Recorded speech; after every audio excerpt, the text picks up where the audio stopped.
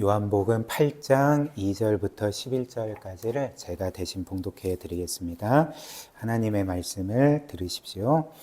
아침에 다시 성전으로 들어오시니 백성이 다 나아오는지라 앉으사 그들을 가르치시더니 서기관들과 바리새인들이 음행 중에 잡힌 여자를 끌고 와서 가운데 세우고 예수께 말하되 선생이여 이 여자가 간음하다가 현장에서 잡혔나이다. 모세는 율법에 이러한 여자를 돌로 치라 명하였거니와 선생은 어떻게 말하겠나이까.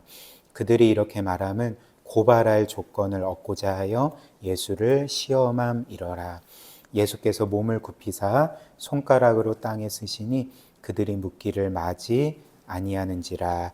이에 일어나 이르시되 너희 중에 죄 없는 자가 먼저 돌로 치라 하시고 다시 몸을 굽혀 손가락으로 땅에 쓰시니 그들이 이 말씀을 듣고 양심의 가책을 느껴 어른으로 시작하여 젊은이까지 하나씩 하나씩 나가고 오직 예수와 그 가운데 섰는 여자만 남았더라.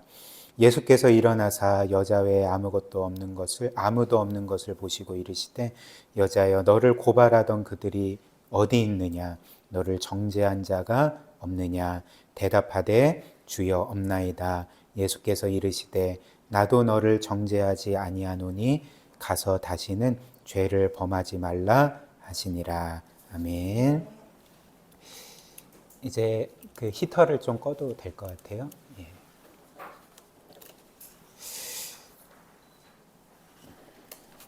오늘 우리가 원래는 그리스도와 그리스도인이라는 주제로 말씀을 살펴보았는데 오늘 잠시 쉬고 이 요한복음 8장 말씀 살펴본 후에 다음 주에 이어서 교회에 대한 말씀 또 살펴보도록 하겠습니다. 오늘 본문 말씀 여러분들이 잘 아시는 말씀이죠. 어느 날 예수께서 성전에 들어가셔서 사람들에게 하나님의 말씀을 가르치실 때에 바리새인과 서기관들이 어떤 한 여자를 잡아서 예수님 앞에 세웠습니다. 그렇다면 그 여자는 누구였을까요? 3절 말씀 보시면 이렇게 말하죠. 서기관들과 바리새인들이 음행 중에 잡힌 여자를 끌고 와서 가운데 세웠다. 이 여자는 간음하다가 현장에서 잡힌 여자였습니다. 그리고 그들은 이제 이 여자를 어떻게 해야 하는지를 예수께 여쭤보았죠. 4절과 5절 말씀입니다. 예수께 말하되 선생이여 이 여자가 간음하다가 현장에서 잡혔나이다. 모세는 율법에 이러한 여자를 돌로 치라 명하였거니와 선생은 어떻게 말하겠나이까. 근데 이 바리새인과 서기관들이 이 여자를 율법에 따라서 어떻게 처리해야 될지 답을 몰랐기 때문에 예수님께 물어본 것은 아니었습니다. 왜냐하면 그들의 말처럼 그들은 이미 알고 있었죠. 하나님의 율법이 간음한 남자와 여자를 돌로 치라 명한 것을 이들은 알고 있었습니다. 따라서 그들이 예수님께 이 여자를 어떻게 해야 됩니까? 라고 물어봤던 것은 답을 몰라서 물어본 것이 아니라 어떤 목적이 있었던 거죠. 어떤 의도가 있었습니다. 그 의도가 무엇일까요? 그들은 그들의 질문을 통해서 예수님을 공경에 빠뜨리고자 했습니다. 그래서 예수님을 고발할 조건을 얻고자 시험하기 위해서 이런 질문을 했던 거죠. 그래서 6절 말씀이 그들의 속셈을 이렇게 말하죠. 그들이 이렇게 말함은 고발할 조건을 얻고자 하여서 예수를 시험함이러라 이렇게 말하죠. 그렇다면 이들은 어떻게 예수님을 공경에 빠뜨리려고 했을까?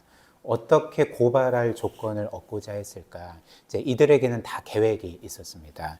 일단 이들은 예수님께 이 간음하다 현장에서 잡힌 여자를 어떻게 해야 됩니까? 라고 물었을 때 예수님께서는 첫 번째로 이런 답을 주실 수가 있었을 것입니다. 너희가 율법을 알지 않느냐? 하나님의 율법에서 간음하다 잡힌 남자와 여자를 돌로 치라고 했는데 당장 이 죄악된 여자를 돌로 쳐라. 이렇게 답하실 수가 있겠죠. 그런데 만약 예수께서 당장 돌로 쳐라 이렇게 답을 하셨다면 그 이후에 어떤 일이 벌어졌겠습니까? 예수님께서 그동안 끊임없이 하나님의 사랑과 용서의 메시지를 전하셨고, 그런 이유로 많은 사람들이 예수님 안에서 자유함과 평안을 누리며 그 예수님을 쫓았는데, 예수님이 이제 이런 말씀을 하신다면 그것 때문에 이제 예수님을 따랐던 많은 사람들이 예수님을 떠나게 되었을 것입니다. 지금까지 예수님께서 하신 이 하나님의 끝없는 사랑과 용서의 메시지는 다 무효가 돼버릴 것입니다.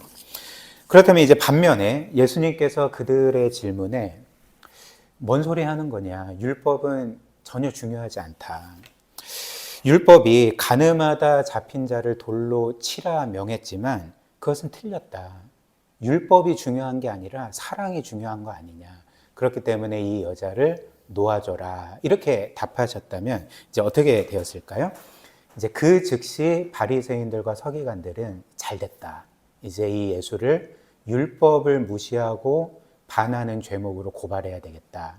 그래서 그 예수님을 고발하는 일이 일어나지 않았겠습니까?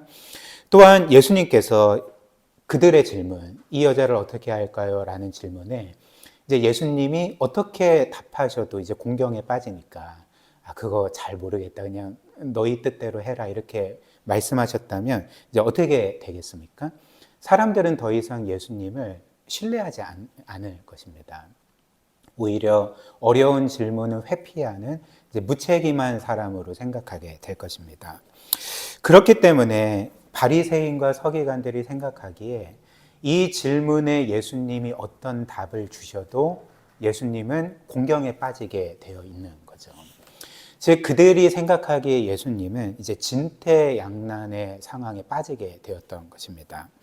그렇다면 예수님은 그들의 질문에 어떻게 답하셨을까? 오늘 본문 말씀을 보면 예수님은 율법을 지켜야지, 이 여자를 당장 돌로 치라고 말씀하시지도 않았고, 혹은 율법을 무시해도 돼, 사랑이 중요하지 하면서 이 여자를 놓아주라고 말씀하시지도 않았습니다.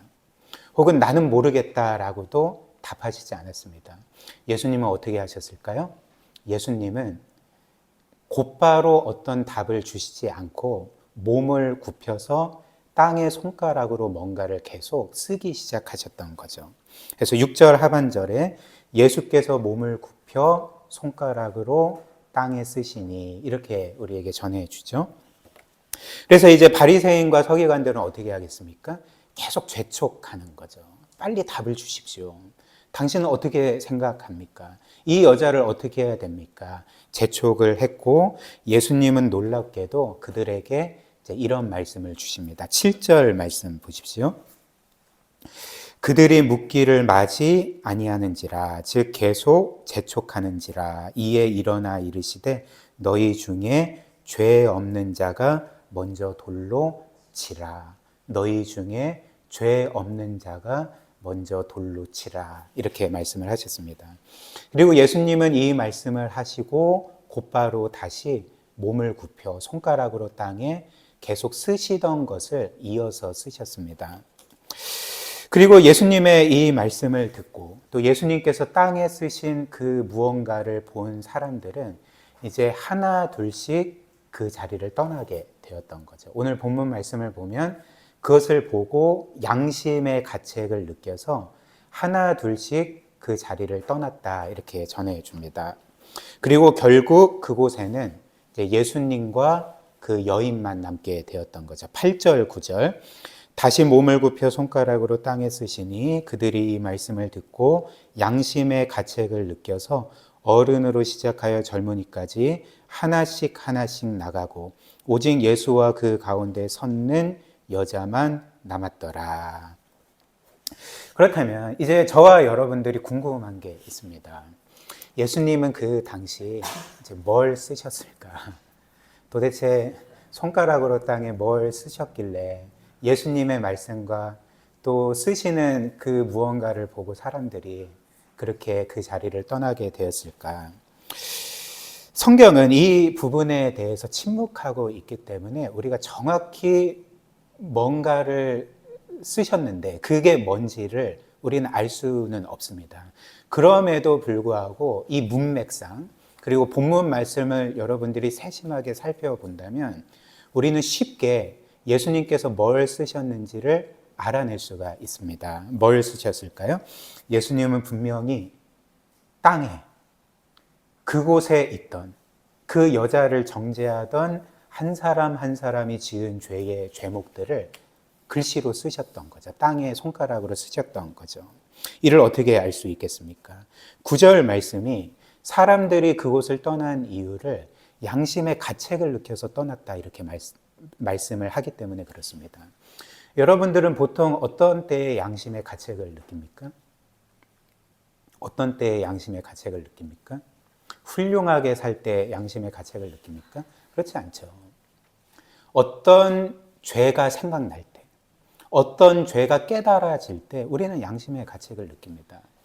따라서 사람들이 예수님이 하신 말씀, 너희 중에 죄 없는 자가 먼저 돌로 치라, 이 말씀과 예수님께서 손가락으로 땅에 쓰신 무언가를 보고 양심의 가책을 느꼈던 것은 예수님께서 그곳에 있던 사람들의 죄를 땅에 쓰셨기 때문에, 사람들이 그것을 보았기 때문에 양심의 가책을 느끼고 그 자리를 떠났던 거죠.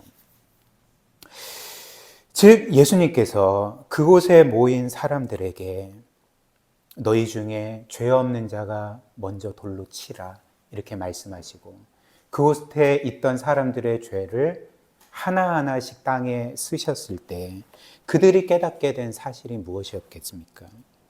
나는 지금 가늠하다 현장에서 잡힌 이 여자를 정죄하고 있지만, 그리고 나는 이 여자를 심판하기를 원하지만, 그러나 나는 저 여자처럼 들키지 않았을 뿐이지, 발각되거나 사로잡히지 않았을 뿐이지 나에게도 죄가 있구나.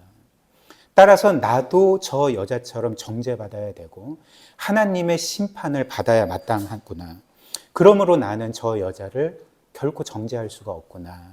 이것을 깨닫고 하나 둘씩 그 자리를 떠났던 것입니다. 사랑하는 여러분, 그렇다면 오늘 이 말씀이 저와 여러분들에게 주는 메시지가 무엇일까요? 첫 번째로 하나님은 우리가 때로는 어떤 사람들을 판단하잖아요. 어떤 죄가 있는 사람, 또 영적으로 뭔가 좀 잘 살지 못하는 것처럼, 막 사는 것처럼 보이는 그 사람을 우리는 속으로 판단하고 정죄합니다. 근데 하나님은 우리가 이렇게 판단하고 정죄하는 사람의 죄만 보실 뿐만 아니라 그렇게 판단하는 우리의 죄도 시시각각, 그 뭐라고 하죠? 그 표현이 실시간으로 보고 계신다는 것을 우리에게 보여주는 거죠. 그렇지 않습니까? 예수님께서 이런 말씀을 하신 적이 있습니다. 누가복음 6장 41절 42절 한번 보십시오. 41절 어찌하여 형제의 눈 속에 있는 티는 보고 너의 눈 속에 있는 들보는 깨닫지 못하느냐. 너는 너의 눈 속에 있는 들보를 보지 못하면서 어찌하여 형제에게 말하기를 형제여 나로 너의 눈 속에 있는 티를 빼게 하라 할 수 있느냐. 외식하는 자여 먼저 너의 눈 속에 있는 들보를 빼라. 그 후에야 너가 밝히 보고 형제의 눈 속에 있는 티를 빼리라. 무슨 말씀일까요? 우리는 다른 사람들의 죄들을 보는 일에는 굉장히 민첩하고 세심하고 집요합니다. 그러나 동시에 우리 삶과 우리 안에 있는 죄를 보는 일에 있어서는 철저하게 눈멀어 있다는 거죠. 우리는 다른 사람들에게 있는 티끌과 같은 아주 작은 죄까지 샅샅이 찾아내려고 하지만 우리 안에 있는 들보, 들보가 뭔지 아시죠? 대들보를 의미합니다. 대들보와 같이 크고 심각한 죄는 보지 못할 정도로 우리는 눈멀어 있다는 거죠. 그렇다면 우리가 다른 사람들의 죄는 잘 보고 우리의 죄는 우리가 보기에 없는 것 같은데 라고 생각을 하면 저와 여러분들에게 죄가 없는 것입니까? 우리가 우리의 죄를 못 보면 우리에게 죄가 없는 것입니까? 그렇지 않죠. 하나님께서 우리의 죄를 보고 계십니다. 그리고 우리는 그 죄 때문에 사실 하나님께 심판을 받아야 될 사람들이라는 거죠. 하나님은 우리의 겉으로 드러나는 죄만 보실 뿐만 아니라 저와 여러분들 속에 있는 죄까지도 다 보십니다. 따라서 이 말씀이 우리에게 주는 첫 번째 메시지가 무엇일까요? 우리는 다른 사람의 죄를 보기에 앞서 우리 자신을 늘 살펴야 된다는 거죠. 이것이 오늘 말씀이 저와 여러분들에게 주는 첫 번째 메시지입니다. 또한 예수님께서 너희 중에 죄 없는 자가 먼저 돌로 치라 이렇게 말씀하신 것은 이제 또 다른 사실을 우리에게 알려줍니다. 그것은 우리에게는 한 사람을 사적으로 정죄하거나 심판할 권한이 없다는 거죠. 사적으로 정죄하고 심판할 권한이 우리에겐 없습니다. 물론 하나님은 이 세상의 공의를 세우기 위해서 공적으로는 사법기관을 통해서 또 영적으로는 교회의 치의를 통해서 심판하는 권한을 주셨습니다. 그러나 그럼에도 불구하고 각각의 개인에게 하나님은 사적으로 누군가를 정죄하거나 심판할 권한을 주시지 않았습니다. 이렇게 사람을 정죄하고 심판할 수 있는 권한은 오직 하나님밖에 없는 거죠. 한번 생각을 해보십시오. 오늘 우리가 방금 본 말씀처럼 우리는 우리의 죄가 발각되지 않았을 뿐이지, 드러나지 않았을 뿐이지, 우리는 현장에서 사로잡히지 않았을 뿐이지, 우리에게도 죄가 있습니다. 여러분들도 마찬가지 아닙니까? 저도 마찬가지입니다. 저와 여러분들에게 발각되지 않은 죄가 얼마나 많습니까? 그렇지 않습니까? 드러나지 않은 죄가 얼마나 많으며 현장에서 잡히지 않은 죄가 얼마나 많습니까? 따라서 우리 또한 이렇게 다른 사람들과 똑같이 하나님 앞에서 죄인들이기 때문에 우리는 다른 사람들을 정죄할 권한이 없고 심판할 권한이 없습니다. 물론 이 말씀을 우리가 이런 식으로 오해하면 안 됩니다. 아, 그래? 나는 그러면 어떤 일에 있어서도 선악 판단을 하면 안 되는구나. 나는 어떤 것이 옳은지 그른지 판단해서는 안 되는 거구나. 이제 이런 말씀이 아니겠죠.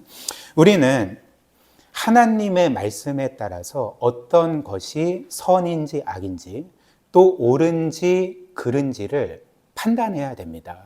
잘 분별하고 판단해야 되고 늘 선하고 옳은 것을 말해야 합니다. 우리가 지난주에 살펴본 것처럼 우리는 사랑 안에서 늘 진리를 말하는 사람들이 되어야 합니다.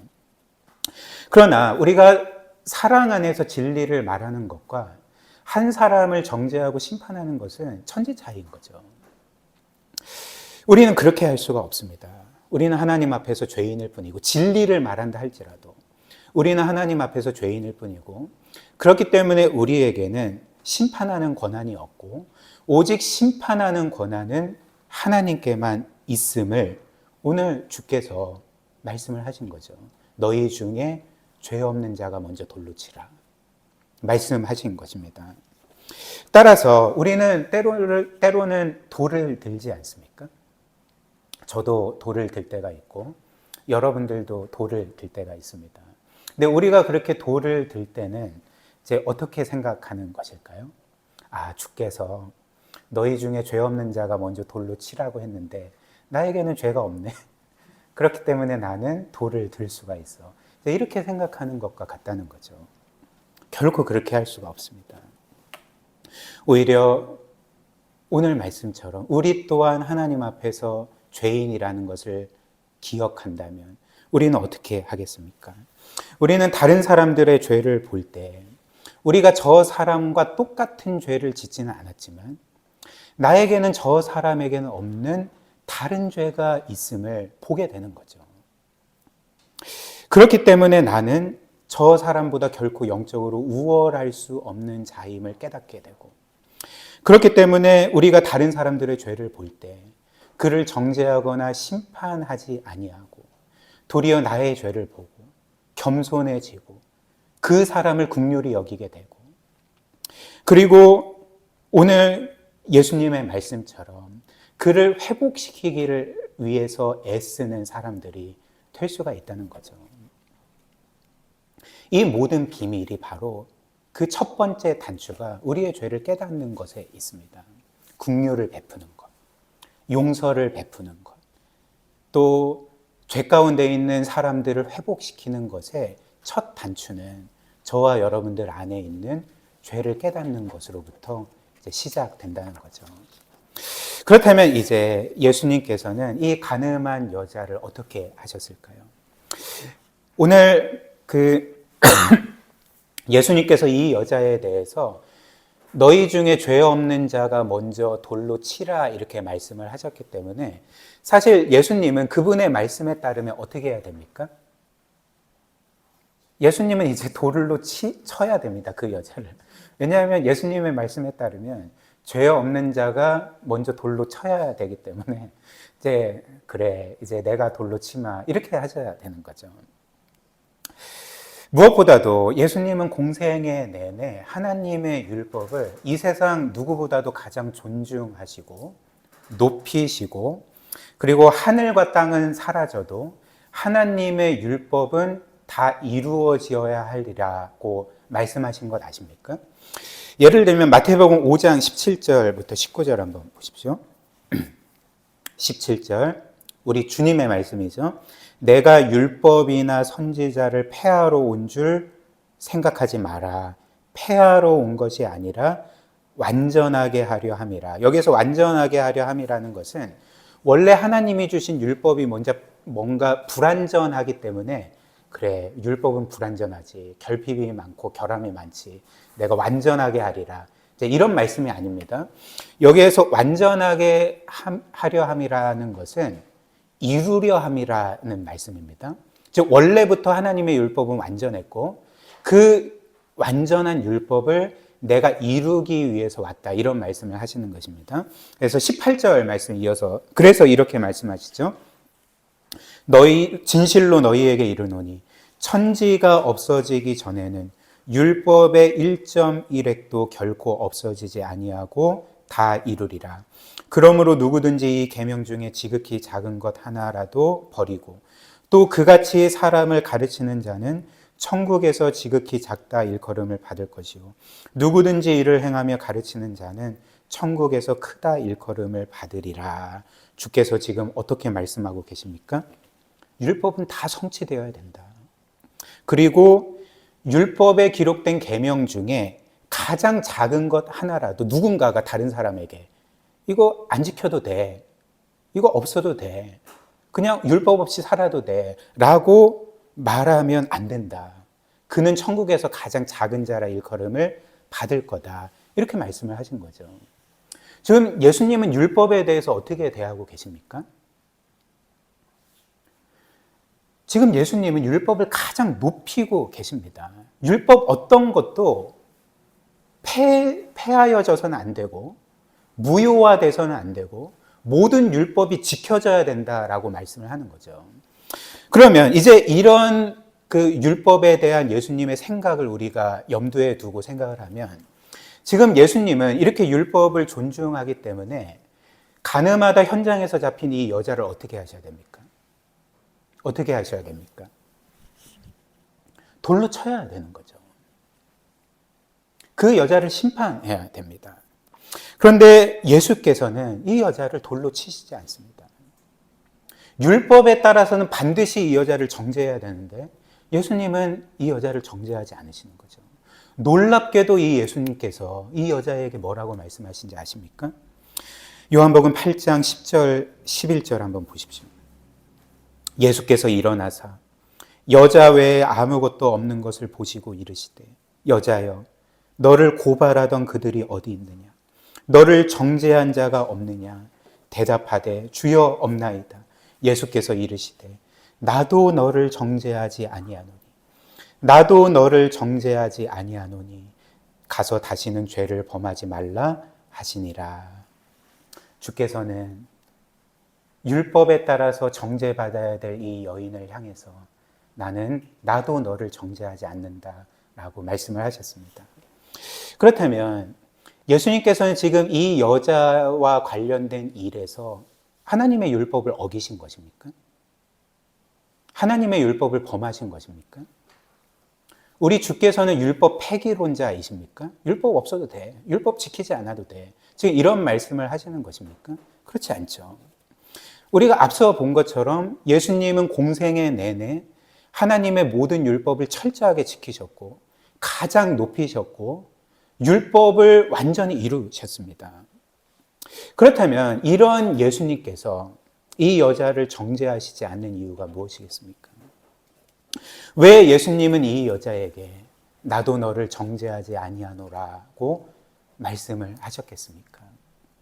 우리는 예수님께서 이 여자를 정죄하시지 않는 이유를 이 본문 말씀 안에서는 찾을 수가 없습니다. 그러나 예수님께서 이후에 이 가늠하다 현장에서 잡힌 여자를 위해 행하시니, 그리고 저와 여러분들을 위해서 행하시고 겪으신 일을 볼 때 우리는 답을 얻을 수가 있는 거죠. 그 답이 무엇이겠습니까?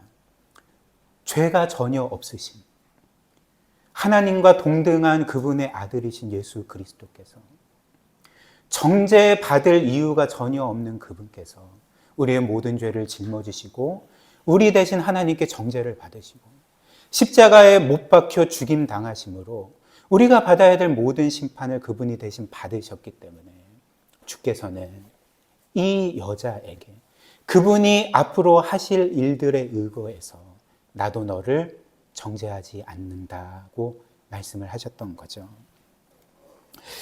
그래서 선지자 이사야는 주님께서 이 세상에 오시기 700년 전에 그분이 우리를 위해서 겪으실 일에 대해서 이렇게 말씀하지 않았습니까? 이사야 53장 4절부터 6절 한번 보십시오. 그는 실로 우리의 질고를 지고 우리의 슬픔을 당하였거늘 우리는 생각하기에 그는 징벌을 받아 하나님께 맞으며 고난을 당한다 하였더라. 그가 찔림은 우리의 허물 때문이요 그가 상함은 우리의 죄악 때문이라. 그가 징계를 받음으로 우리는 평화를 누리고 그가 채찍에 맞음으로 우리는 나음을 받았도다. 우리는 다 양 같아서 그릇 행하여 각기 제 길로 갔거늘 여호와께서는 우리 모두의 죄악을 그에게 담당시키셨도다. 여호와께서 우리 모두의 죄악을 그분에게 담당시키셨다는 것은 뭘 의미합니까? 그 아들을 우리 대신 정죄하셨다는 것을 의미하는 거죠. 그렇기 때문에 고린도후서 5장 21절이 또 이렇게 말합니다. 하나님이 죄를 알지도 못하시니 정죄받을 이유가 전혀 없는 그 예수 그리스도를 우리를 대신하여 죄로 삼으신 것, 정죄하신 것은 우리로 하여금 그 안에서 하나님의 의가 되게 하려 하심이라. 이것이 바로 주께서 이 여자에게 나도 너를 정죄하지 아니하노라 라고 하신 유일한 이유입니다. 그리고 주님은 이제 이 여자뿐만 아니라 우리의 인생 내내 저와 여러분들에게 나도 너를 정죄하지 않는다라고 끊임없이 말씀하시는 것 아십니까? 주님은 저와 여러분들에게 늘 이렇게 말씀하십니다. 나는 결코 너를 정죄하지 않는다. 그러나 내가 너를 정죄하지 않는 이유는 너에게 죄가 없기 때문이 아니다. 혹은 너가 하나님의 율법을 지키지 않아도 되기 때문이 아니다. 너는 분명히 죄를 지었고 율법은 반드시 지켜져야 되고 따라서 너는 율법에 따라서 반드시 정죄를 받아야 된다. 그러나 내가 이미 너를 위해서 십자가에 못 박혀 내 아버지께 정죄받았기 때문에 심판받았기 때문에 그래서 너를 영원히 구원했기 때문에 그러므로 너가 나를 믿는다면 나는 결코 너를 정죄하지 않는다. 너가 현재 어떤 죄를 짓고 있는지 또 과거에 어떤 죄를 지었든지 또 앞으로 어떤 죄를 지을지 상관없이 나는 어떤 일이 있어도 너를 정죄하지 않는다고 말씀을 하시는 거죠. 그래서 성경이 이에 대해서 뭐라고 말합니까? 로마서 8장 1절 보면 그리스도 안에 있는 자에게는 결코 정죄함이 없다라고 말씀하실 뿐만 아니라 하나님께서 우리를 정죄하지 않으실 뿐만 아니라 영원토록 그분의 사랑을 받는 자녀로 기뻐하시고 보듬어 주신다는 거 우리에게 말씀하시는 거죠. 그렇다면 사랑하는 여러분, 하나님께 이런 놀라운 사랑을 받은 우리는 이제 어떻게 살아야 될까요? 주님께서 이와 관련해서 이 여인에게 마지막으로 이렇게 말씀하셨습니다. 11절 말씀 다시 보시면 우리 한번 같이 읽어볼까요? 11절입니다. 시작. 예수께서 이르시되 나도 너를 정죄하지 아니하노니 가서 다시는 죄를 범하지 말라 하시니라. 예수께서는 이 여자에게 나도 너를 정죄하지 않는다. 그러므로 이제 너의 뜻대로 마음 편히 살아라. 이렇게 말씀하시지 않았습니다. 주께서는 이 여자에게 나도 너를 정죄하지 아니하노니 가서 다시는 죄를 범하지 말라. 이렇게 말씀을 하셨습니다. 무슨 말일까요? 주께서는 이 여자에게 이제 너는 새로운 삶을 살아야 된다. 이렇게 말씀하신 거죠. 너는 이제 전과는 다른 새로운 삶, 하나님의 뜻대로 살아가는 삶을 살아야 된다. 이렇게 말씀을 하신 것입니다. 그렇다면 이는 하나님의 구원에 대해서 우리에게 중요한 사실 한 가지를 알려주지 않습니까? 하나님께서 저와 여러분들을 구원하신 목적이 무엇입니까? 사람들은 보통 쉽게 하나님께서 나를 구원하신 목적은 나를 용서해 주시기 위함이야. 혹은 나로 하여금 영원한 형벌을 면하게 하시기 위함이야. 혹은 죽으면 천국 가게 하시려고 나를 구원하신 거야 라고 그냥 단순하게 생각합니다. 그러나 하나님께서 저와 여러분들을 구원하신 목적은 단지 죄 사함에 있지 않습니다. 형벌을 면하는 것에 있지 않습니다. 천국에 가는 것에 있지 않습니다. 하나님의 구원은 우리를 죄의 형벌로부터 구원할 뿐만 아니라 죄 자체에서 구원하시는 거죠. 죄 자체가 무엇입니까?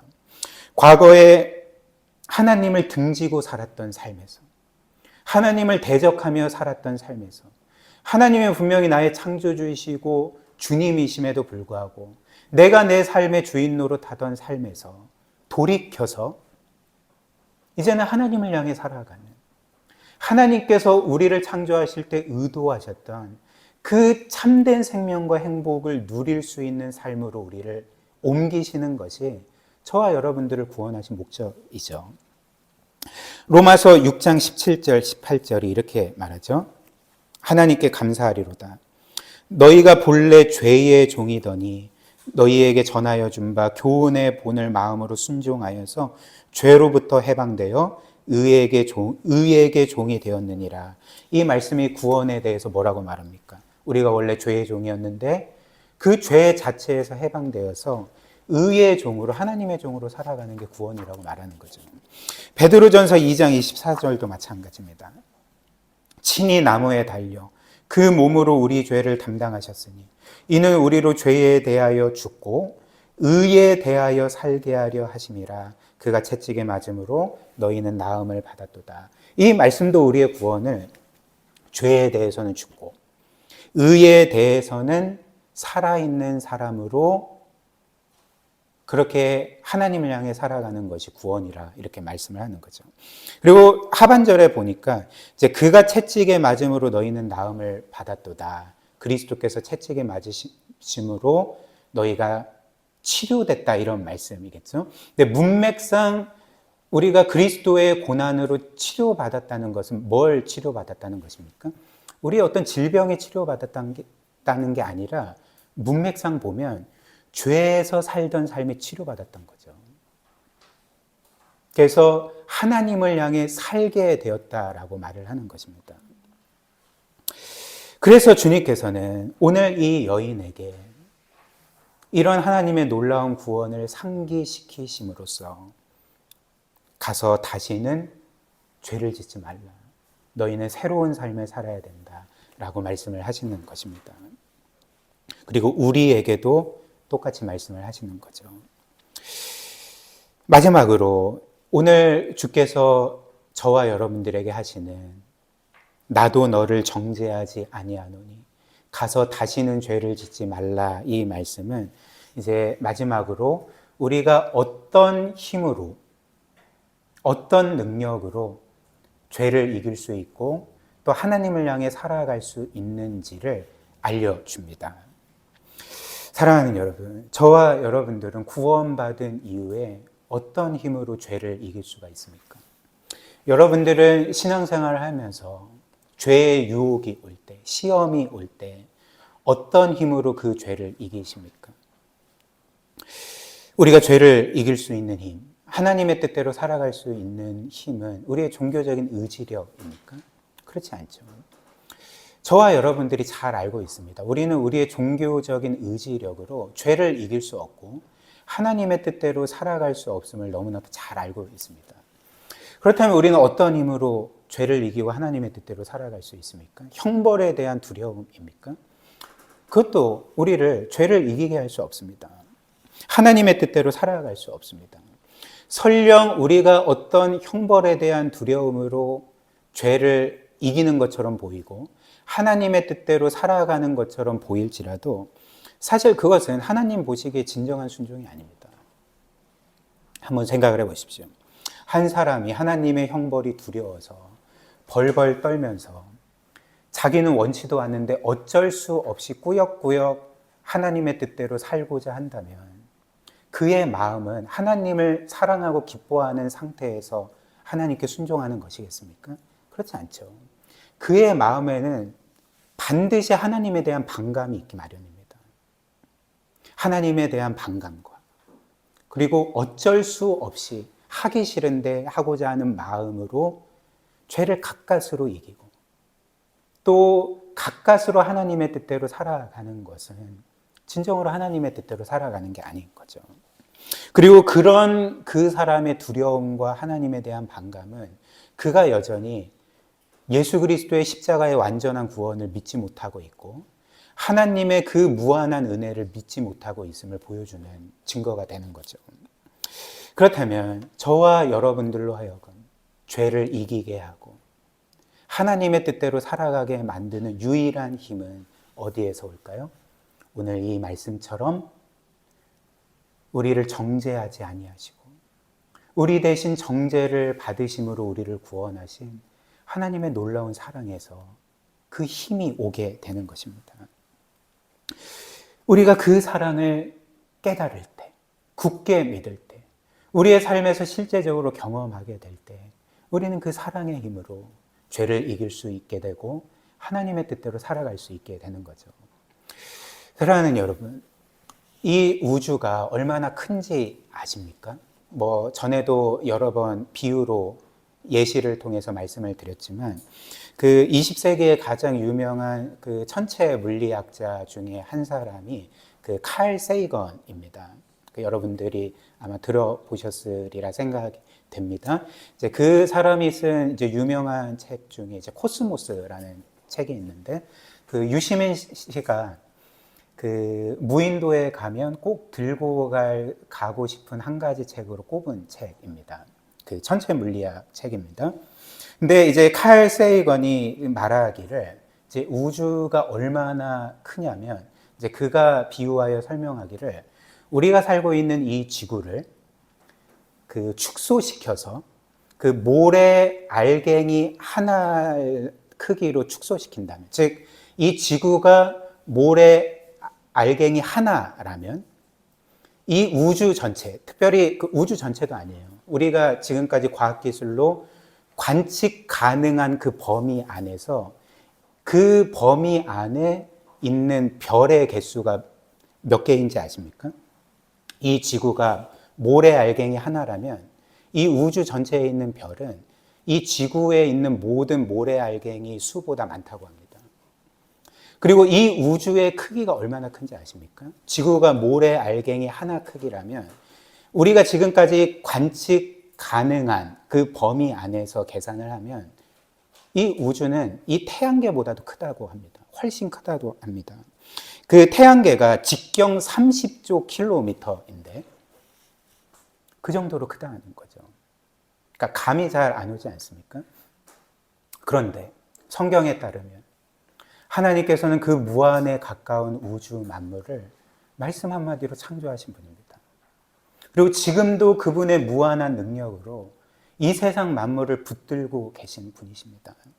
근데 그 위대하신 하나님, 그 영광의 하나님께서 저와 여러분들을 위해서 어떤 일을 하셨습니까? 그 하나님께서 저와 여러분들을 사랑하사 우리와 같은 죄인들을 구원하시기 위해서 십자가의 그 모진 고통과 죽음을 끝까지 견디셨던 거죠. 그리고 그 하나님께서는 여전히 저와 여러분들을 변함없이 사랑하시고 영원토록 사랑하신다. 끊임없이 약속하고 계십니다. 그렇다면 저와 여러분들이 이 무한하고 위대하신 하나님께서 우리에게 베풀어 주신 사랑을 기억할 때, 그리고 우리를 구원하시기 위해서 그분이 겪으신 그 희생과 죽음을 기억한다면 우리는 여전히 그 하나님이신 그리스도를 십자가에 못 박은 죄를 기뻐하면서 죄를 지을 수가 있겠습니까? 우리는 그 예수 그리스도를 그토록 십자가에 못 박은 죄를 사랑하며 그 죄 가운데 거할 수가 있겠습니까? 그렇지 않죠. 우리가 이 땅에서 죄를 선택하고 죄를 짓는 것은 사실 사랑의 문제입니다. 우리가 죄를 선택하고 죄를 짓는 것은 사실 우리에게 하나님보다 죄가 더 사랑스럽고 우리에게 하나님보다 죄가 더 기쁨을 주기 때문에 그렇습니다. 그러나 우리가 이런 놀라운 하나님의 사랑을 믿을 뿐만 아니라 그냥 머리로 알 뿐만 아니라 우리의 삶 가운데 실제적으로 계속 경험하게 되고 그 사랑이 우리의 마음과 영혼을 사로잡게 된다면 우리는 서서히 죄와 싸울 수 있게 되고 우리는 서서히 하나님의 뜻대로 살아갈 수 있는 사람들로 그렇게 세워지게 됩니다. 이를 위해서 우리가 해야 될 일이 있죠. 우리는 늘 말씀과 기도를 통해서 그 하나님과 그분의 사랑을 알아가야 되고 깨달아가야 되고 경험해 가야 됩니다. 그래서 여러분들이 일상에서 하는 말씀 생활, 말씀을 읽고 묵상하는 일을 통해서 또 예배 때마다 선포되는 하나님의 말씀과 복음을 여러분들은 끊임없이 자기 자신에게 적용하셔야 됩니다. 그리고 그뿐만 아니라 여러분들은 매일의 기도 생활을 통해서 내가 알고 있는 이 복음, 또 내가 믿고 있는 이 하나님의 사랑이 나에게 실제가 되어서 나를 계속적으로 변화시키고 이 사랑에 사로잡힌 사람이 되어서 더욱더 하나님을 사랑하고 기뻐하는 삶을, 순종하는 삶을 살게 해달라고 우리는 끊임없이 은혜를 구해야 합니다. 이 일이 없이는 우리가 어떻게 하나님을 사랑할 수 있겠습니까? 그 하나님을 기뻐할 수 있겠습니까? 죄를 이길 수가 있겠습니까? 그 하나님의 뜻대로 살아갈 수가 있겠습니까? 하나님께서는 저와 여러분들 그 마음을 강제적으로 여시고 그냥 물리적으로 그분의 사랑을 쏟아 부어 주시는 것이 아닙니다. 하나님은 저와 여러분들 늘 인격적으로 다루십니다. 인격이기 때문에. 그렇기 때문에 하나님은 그분이 이미 우리에게 보여주신 또 베풀어 주신 사랑을 우리가 우리의 마음으로 스스로 열고 받아들이기를 원하고 또 그분과 교제하기를 원하시고 그 사랑의 힘으로써 그분을 향해 살아가기를 원하시는 거죠. 이 일들을 우리가 신실하게 해야 합니다. 그렇기 때문에 오늘 이 말씀, 나도 너를 정죄하지 아니하노니 가서 다시는 죄를 범하지 말라. 너는 내 핏값으로 산 나의 자녀다. 그렇기 때문에 너는 나의 자녀로서 새로운 삶을 살아야 된다. 이 말씀을 우리의 마음에 새기고 하나님의 뜻대로 살아가는 행복한 삶 사시기를 주님의 이름으로 축복합니다. 우리 함께 오늘 말씀 기억하며 기도하도록 하겠습니다.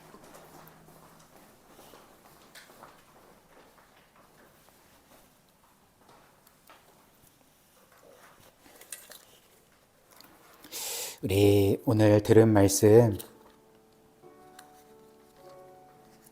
만약 여러분들에게 그리고 저에게 또 복음이네 또 저 설교자는 하나님의 사랑에 대해서 그리스도의 그 십자가의 놀라운 구원에 대해서 말하네 다 알고 있는 거잖아 라고 반응한다면 그것은 우리가 그 사랑을 실제적으로 누리지 못하고 있음을 보여주는 증거입니다. 저에게도 그 사랑을 실제적으로 누리는 것이 필요하고 여러분들에게도 여러분들의 참된 생명과 행복을 위해서 그 사랑을 누리는 것이 절대적으로 필요합니다. 오늘 주께서 이 여인에게 하신 말씀이 우리 각자에게 하신 말씀임을 기억하면서 나도 너를 정죄하지 아니하노니 가서 다시는 죄를 범하지 말라. 너희는 새로운 삶을 살아야 된다. 이 말씀을 우리의 마음에 새기고 우리도 매일 기도와 말씀으로 또 예배의 현장 가운데 또 우리가 들은 말씀을 우리의 각자에게 끊임없이 선포하고 적용함으로써 그 사랑을 늘 누리게 해달라고, 그 사랑에 합당한 삶을 살게 해달라고 우리 함께 기도하도록 하겠습니다.